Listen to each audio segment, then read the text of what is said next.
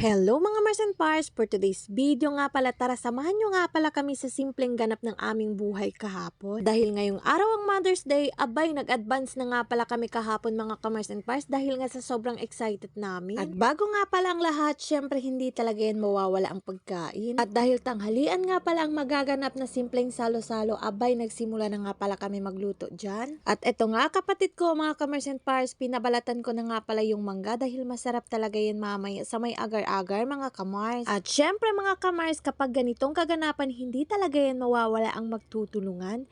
Kaya dito sa labas mga kamars and pars, dito nga pala nagluluto ang aking josawa. Dahil kapag may ganitong kaganapan mga kamars and pars, hindi talaga yan mawawala yung saging at kunhalea mga kamars and pars. Kaya hinanda na nga pala ng aking josawa. At pagkalipas nga pala ng ilang taong pagluluto mga kamars and pars, abay ready na nga pala yung mga kakainin natin mga kamars and pars. Ito nga pala ang simpleng handa namin para sa Mother's Day mga kamars and pars.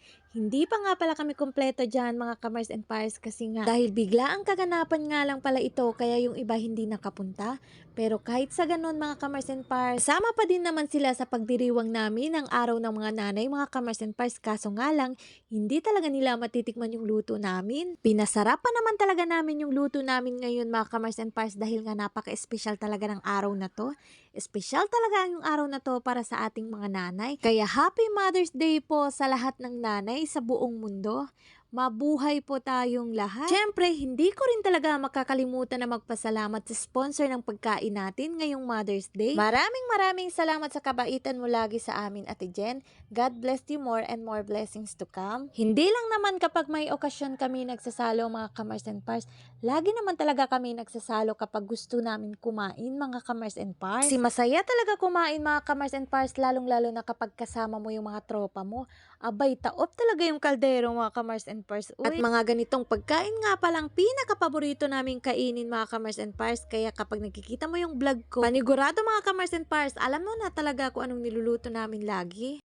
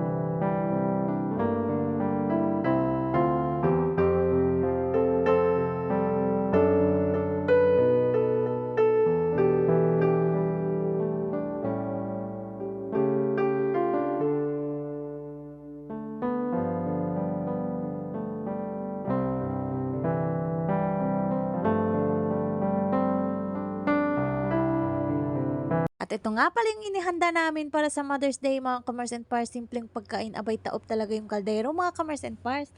Sinong paborito nito? Taas nga pala yung kamay, abay akala mo talaga makikita. Ganitong ulam talaga yung pinaka-paborito namin mga kamars and pars. At kinahaponan nga mga kamars and pars, tinignan ko na nga pala yung saging. Abay luto na nga pala mga kamars and pars. Abay busog na busog pa talaga kami mga kamars and pars. Uy. Abay tignan nyo naman mga kamars and pars, isang kalderong saging nga pala yan.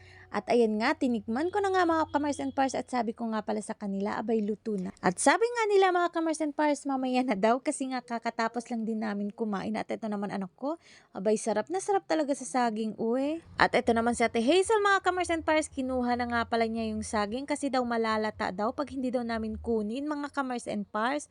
O diba, tingnan nyo naman mga kamars, mauubos kaya namin yan. Sa sobrang dami niyan mga mars, tingnan nyo, o diba? Apakasarap talaga niyan tignan mga kamars and pars at magluluto pa talaga kami ng haleya mga kamars. At dahil parang natatakam na talaga kami mga kamars and pars, ayan nagsimula na nga pala kami magluto ng haleya mga kamars and pars. Kasi gusto talaga namin na may partner yung saging. O tingnan nyo naman. At ito nga na nga pala yung haleya niluto namin mga kamars and pars. Nakalimutan ko na nga pala mag-video.